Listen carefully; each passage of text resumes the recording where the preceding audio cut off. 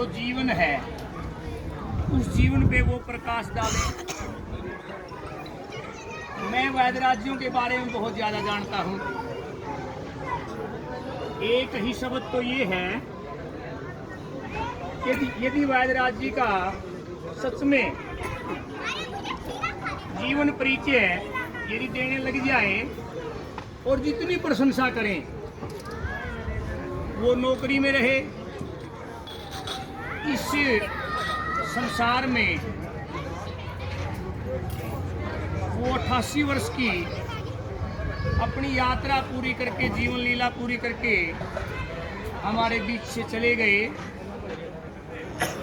मेरे तो श्री राम जी पूजनीय भ्राता श्री, धर्म प्रतीक भ्राता श्री थे।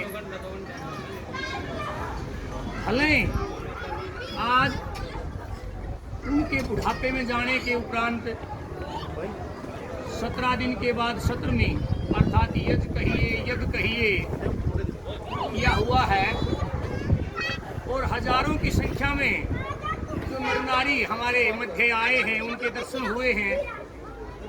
पर मैं ये कहूँगा, जैसे उनकी दाढ़ी थी, उन्होंने अपनी दाढ़ी पर और अपने समेत वस्त्रों पर कभी कोई दाग नहीं लगने दिया। 3 ही गुण हैं, रजो, तमो और सतो। और आपको इनके बारे में, क्योंकि मैं विद्वानों के बीच में, द्विजों के बीच में जो मेरे मुखारविंद से बोल रहा हूँ, तो मैं यहाँ कहूँगा कि जो सात्विक अर्थात जो सतोगुण है, सतोगुण का रंग सफेद होता है, सफेद, और तमोगुण का रंग काला होता है, और रजोगुण का जो साधु लोग पहनते हैं वो रंग होता है लाल, केसरिया। हमारे जो श्वेत वस्त्र होते हैं उसका परिचायक होता है सतोगुण। तो ऋषि राम जियों ने, मेरे भ्राता श्री जियों ने अपने सतोगुण पर कभी कोई दाग नहीं लगने दिया। उनका एक बेटा है, 3 पोत्र हैं। अपने पोत्रों को उन्होंने ऐसा, जैसे माता अपने गर्भ में रखती है ना पुत्र को, माता हमारे ऋग्वेद का यदि मैं आपको मंत्र बताऊं तो सच्चाई ये है कि जैसे माता गर्भ में रखती है अपने पुत्र को, ऐसे ही पहले शिष्य को गुरु ऐसे रखते थे जैसे माता गर्भ में रखती है, यानी गुरु के होते हुए शिष्य को कोई चिंता नहीं होती थी। तो उन्होंने अपने 3 पोतों को, बड़े शिवरतन जी, फिर पुरुषोत्तम जी, फिर गोपाल जी, उनको ऐसा रखा जैसे अपने गर्भ में रखते हैं, यानी गुरु भी थे वो उनके, दादाजी भी थे उनके। और जिस समय मैं मिलने के लिए आता था रेवा से, तो मुझे अचंभा होता है इस बात का कि जब भी मैं आता था तो मेरे को इतनी बातें बताते थे, इतने वेद के सूत्र, वेद के मंत्र, और जो कहा करते भाई मंत्रों का अर्थ सीधा सीधा एक है, मंत्रना। यानी मंत्रों का अर्थ ये नहीं है कि कोई झाड़ा फूक करना है, तो मंत्र यदि याद हुए तो मंत्रना, अर्थात परम पिता परमात्मा के नजदीक पहुंचने वाली मंत्रणा। जैसे मित्र के साथ में आप स्नेह रखेंगे तो मंत्रणा होगी ना, तो उस मंत्रणा का सीधा अर्थ है कि भगवान के साथ में मंत्रणा, मंत्र का अर्थ है। तो मैं भाई को सच्ची श्रद्धांजलि देता हूँ और मैं परम पिता परमात्मा से प्रार्थना करता हूँ। देखो हम सब लोग मोक्ष की प्रार्थना किया करते हैं कि मोक्ष हो, परम पद हो, धर्म है।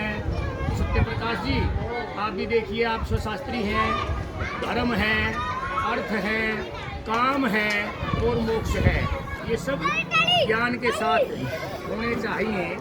ऐसे ही भाई साहब कहा करते थे, अर्थात ऋषि राम जी कहा करते थे। इस समय डॉक्टर राम कुमार जी आत्रे, मुझे खुशी होती है, आपको भी खुशी होनी चाहिए इस बात की कि जिस समय विद्वानों की बात चलती है तो संसार में सबसे अच्छा केंद्र संस्कृत का यदि कहीं है पूरे संसार में तो बनारस को, वाराणसी को, काशी जी को माना जाता है।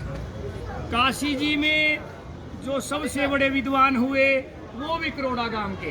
काशी जी के सबसे बड़े विद्वान वंशीधर जी वेदाचार्य, डॉक्टर राम कुमार अत्रे जी के ताऊ जी, ऋषि राम जी के ताऊ जी, चाचा जी, ताऊ जी। तो यानी जो सबसे बड़े विद्वान संस्कृत के हुए संसार के, वंशीधर जी वेदाचार्य, वो भी करोड़ा के।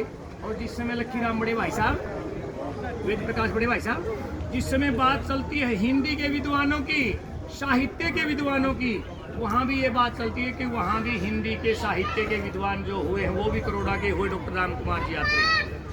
तो डॉक्टर राम कुमार आत्रेय जी जिस समय सुबह और शाम अपने भाई के पास हाजिरी लगाते थे, और 1 साल 2 महीने पहले डॉक्टर राम कुमार आत्रेय जी चले गए।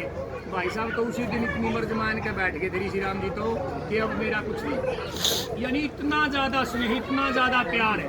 और मेरे को कहा कि भाई मैं तो कम से कम भी उनसे 16 वर्ष बड़ा हूँ, मैं अब कैसे रहूँगा। यानी मेरा कहने का अभिप्राय ये है कि ऋषि राम जी वेदाचार्य भी थे, ऋषि राम जी आचार्य भी थे, शास्त्रार्थ के माहिर थे। मैं तो ये कहूँगा मेरे साथ तो बहुत अच्छी अच्छी बातें करते थे।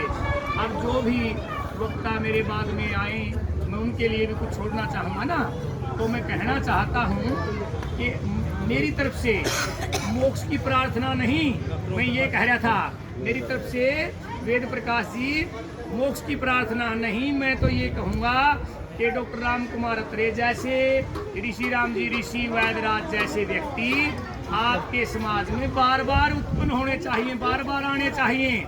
ऐसे लोग यदि बार बार यहाँ आएंगे पृथ्वी पर अवतरण के साथ, मैं तो ये कहूँगा कि हमारा समाज भी सुधरेगा। हमारा भारतीय समाज को सर्वोपरि रखने के लिए ऐसे लोगों की ज़रूरत होती है। तो मैं परमपिता परमात्मा से प्रार्थना करता हूँ कि परमपिता परमात्मा उनको सद्गति प्रदान करें, और परमपिता परमात्मा श्री ऋषि राम जी ऋषि को अपने चरणों में स्थान दें। और वही बात है कि बहुत अच्छी जगह उनको मिले, और जहाँ भी मतलब वो कभी आएँ तो हमारे कहीं भी उनकी जहाँ भी आत्मा है, जहाँ वो सुन रहे हैं, मैं साष्टांग प्रणाम के साथ उनके चरणों में लेट करके परमपिता परमात्मा से प्रार्थना करता हूँ कि हे परमपिता परमात्मा, श्री ऋषि राम जी ऋषि वेदाचार्य जी को, वैदराज जी को अपने चरणों में स्थान दें, और वो बार बार हमारे बीच में रहे, हमारा मार्गदर्शन करते रहे। क्योंकि मैं तो ये आप सब मानते हैं कि जब तक उनकी संतान है, जब तक उनका रक्त है हमारे साथ में, तो ये कहूँगा ये खून का रिश्ता है सबका आपस में। और जो खून का रिश्ता है तो वो तब तक जीवित हैं जब तक उनकी संतान, अर्थात 1 अरब 97 करोड़ साल से उनका जीव और हमारा जीव मिला हुआ है। और जब तक ये ब्रह्मांड रहे, 4 अरब 32 करोड़ साल तक वो हमारे बीच में रहें, हम उनके साथ रहें, और परमपिता परमात्मा के आशीर्वाद से वो हमारा मार्गदर्शन करते रहें। इन्हीं शुभ शब्दों के साथ ओम शांति शांति शांति। ओम शांति। अब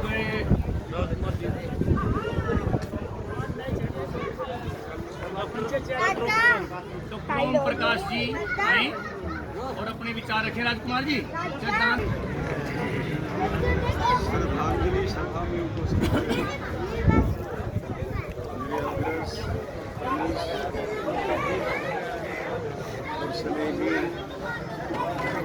और सभी संबंधी, आज हम सब उस पुण्य आत्मा को श्रद्धांजलि अर्पित करने के लिए एकत्रित होकर के इसकी उन्नति होती है। अभी आदरणीय वंशीधर जी, आदरणीय राम कुमार जी, किसी प्रकार का तनाव उनके आकृति में नहीं दिखाई दिया। गांव को अपना लक्ष्य जब उन्होंने बनाया, उसके बाद यहाँ कुरुक्षेत्र में आकर के अपने पोत्रों को, उनका परिवार उनके प्रति इतना समर्पित था, जैसे हम शास्त्र में पढ़ते हैं, तन माम अवतु तद वक्तारम अवतु।